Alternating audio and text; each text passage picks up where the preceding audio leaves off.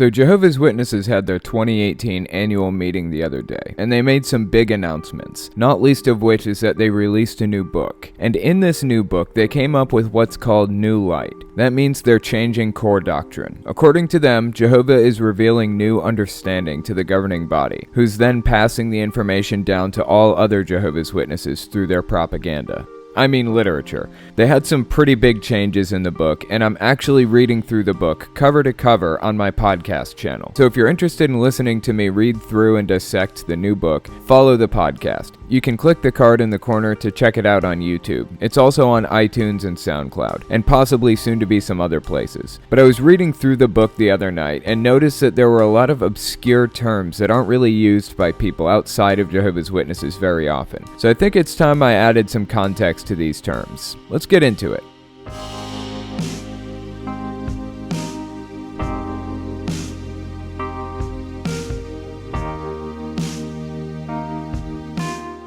I wanted to address three terms that you'll hear Jehovah's Witnesses referring to a lot. They relate to some of their weird, obscure prophecies in some strange ways. The first term is Gog of Magog. Any normal Christian might already know this term, but as with basically everything, Jehovah's Witnesses added their own little spin to the Bible verses about Gog of Magog. I also wanted to talk about the King of the North and the King of the South, and finally, I wanted to address what Jehovah's Witnesses mean when they say types and antitypes. Let's start with Gog of Magog. Where's it from? Well, Gog of Magog is from a verse in the book of Ezekiel, which is what the new Jehovah's Witnesses book is all about. As far as I know, it's based on the book of Ezekiel. They've done different books like this in the past. When I was in it, they had the Daniel's Prophecies book, they also had the Isaiah book, the Revelation book, and others. The governing body members pretty much go through these Bible books and write down what they think the Bible is talking about throughout the whole thing. Obviously, it leads to some really strange stuff. And when they're called on how strange their interpretations are, they just tell people they have God's backing. They're anointed. Not only that, but they claim God speaks directly to them. He revealed the information to them directly, just like he revealed it to the Bible writers. And since they're governing body members, they call the shots anyways. So that's what the Jehovah's Witnesses organization believes as a whole. If you don't agree, then we'll take your family away from you. Don't even get me started on that road. Let's just get back to the Gog of Magog thing. Gog of Magog is mentioned in a few places in the Bible. The first mention is in Ezekiel, and it's in chapters 38 and 39. It talks a lot about Gog of Magog in that book, and this article by Jehovah's Witnesses dissects it a little bit. So we'll take a look at that in a minute. The next major mention of it is in Revelation 27 and 8. It says, "When the 1,000 years are over, Satan will be released from his prison and will go out to deceive the nations in the four corners of the earth, Gog and Magog, and to gather them for battle. In number, they are like the sand on the seashore."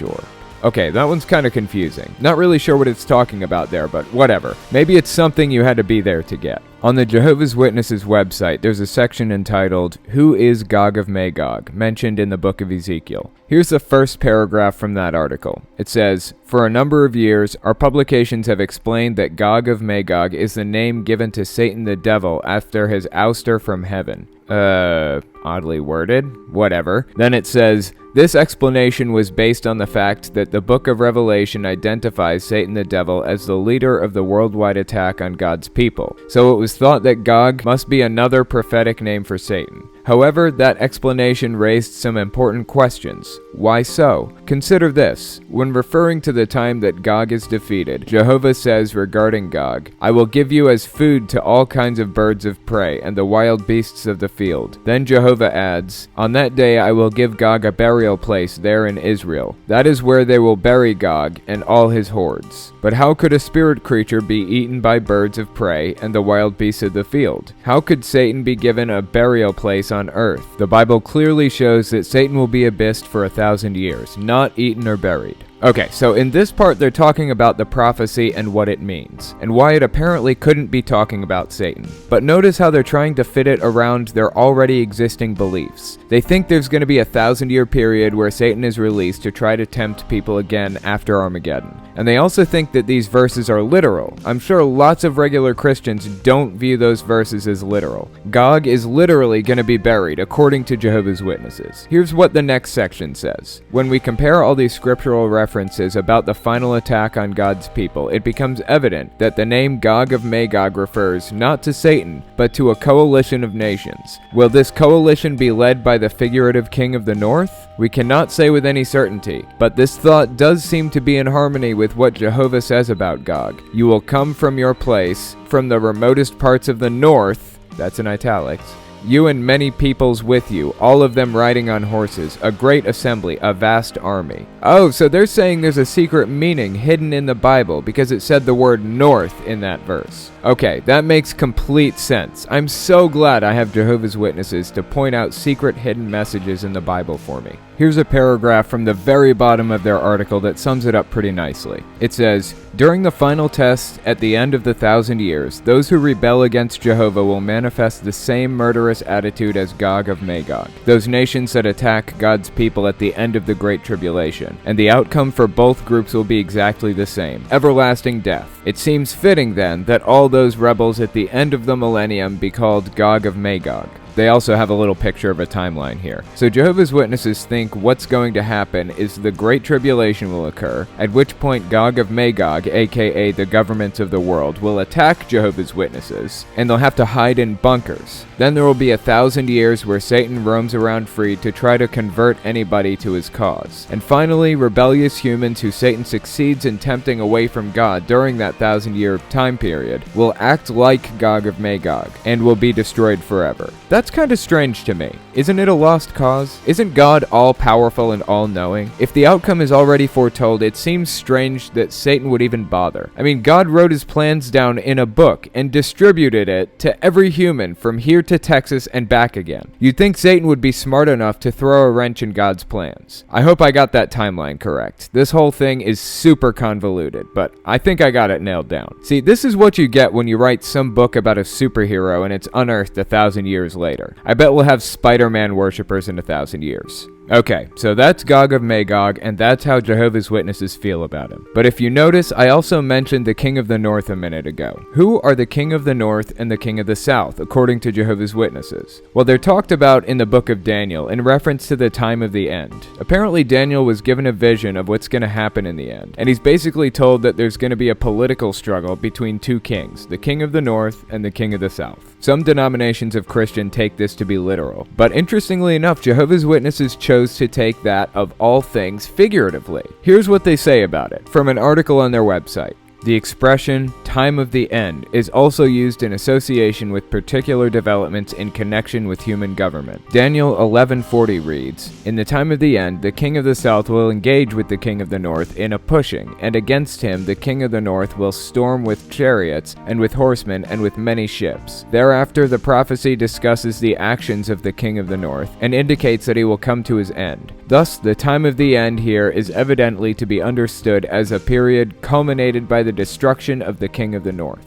Lending confirmation to this is the fact that the king of the north is earlier portrayed as persecuting God's servants, those having insight until the time of the end. So the book of Daniel mentions the kings of the north and the south, and Jehovah's Witnesses read into it to try to surmise who that might be. But one major problem with that whole thing is the fact that according to the Bible, this is end times stuff. This isn't supposed to go down until the last days. I know Jehovah's Witnesses are super convinced we're in the last days right now, but the apostles were convinced it would be in their lifetimes too. People have been saying they were in the last days for millennia, since Christianity got a foothold in society. Christianity, the original doomsday cult. There's something super unsettling about the fact that the majority of people in the US are looking forward to, and in some cases even trying to kickstart, the destruction of everything and everybody. So anyways, I've heard that Jehovah's Witnesses have made some serious declarations in their new book about the King of the North and even Gog of Magog. Just gonna have to zip over to the podcast channel and give it a listen while I read through it. I also heard they officially named Russia as the King of the North. That means they basically think we're entering the Great Tribulation right now. Okay, so that's Gog of Magog and the kings of the North and South. Now there was a final subject I wanted to cover because I saw it popping up in the new book. types and antitypes. What are types and antitypes? As always, there's an article that explains it on Jehovah's Witnesses' website. Let's see what it has to say. It says, "The Watchtower of September 15th, 1950 defined a type and an antitype this way. A type is an image or representation of something that will come to pass at some future time. The antitype is the reality of that thing which the type represents. The type may properly be called a shadow, the antitype the reality." Okay, that's kind of nonsensical, but let's go with it. But I do want to point out that they're literally quoting their own literature now. They aren't even bothering with the Bible anymore. Throw out the source material. We don't even care. We are now quoting our own stuff to tell you what the Bible says instead of quoting the Bible directly. In fact, that's an accusation that Ray Franz famously leveled at the Watchtower Society decades ago in his book, Crisis of Conscience. He said the writing department wasn't even bothering with the Bible anymore. They're just quoting straight from the Watchtowers and their other publications. That's pretty messed up on an entirely new level. So anyways, what they're saying here is that the types are a shadow of the antitype. They use it to make predictions and interpret prophecies and all that. Here's another paragraph a little further down. Augustine of Hippo commented extensively on the account where we read that Jesus fed about 5,000 men with 5 barley loaves and 2 fish. Since barley was considered to be inferior to wheat, Augustine concluded that the 5 loaves must represent the 5 books of Moses, the inferior barley representing the supposed inferiority of the Old Testament. And the 2 fish? For some reason he likened them to a king and a priest. Another scholar fond of looking for types and antitypes asserted that Jacob's purchase of Esau's birthright with a bowl of red stew represented Jesus' purchase of the heavenly inheritance for mankind with his red blood. If such interpretations seem far-fetched, you can understand the dilemma. Humans cannot know which Bible accounts are shadows of things to come and which are not. The clearest course is this: where the scriptures teach that an individual, an event, or an object is typical of something else, we accept it as such. Otherwise, we ought to be reluctant to assign an antitypical application to a certain person or account if there's no specific scriptural basis for doing so. God, that was a mouthful, but hopefully it makes it a little bit clearer. It's kind of going in the weeds at this point. It's like they've tied themselves up into knots over this whole type-antitype thing. But that's just another mechanism Jehovah's Witnesses have for making baseless claims and coming up with insane ideas about prophecies the Bible doesn't even allude to. Anyways, that's all I've got for you. I hope you guys enjoyed it. Pretty convoluted stuff sometimes, but it's still really interesting. Those are definitely some obscure Jehovah's Witness beliefs. Check out my podcast where I read the Jehovah's Witnesses' new book based around the book of Ezekiel. I also talk to guests and I cover current events topics every week, so check it out. Also check out my science channel, my Discord, my Patreon, and find me on social media. All links are in the description as always. Thanks for watching, guys.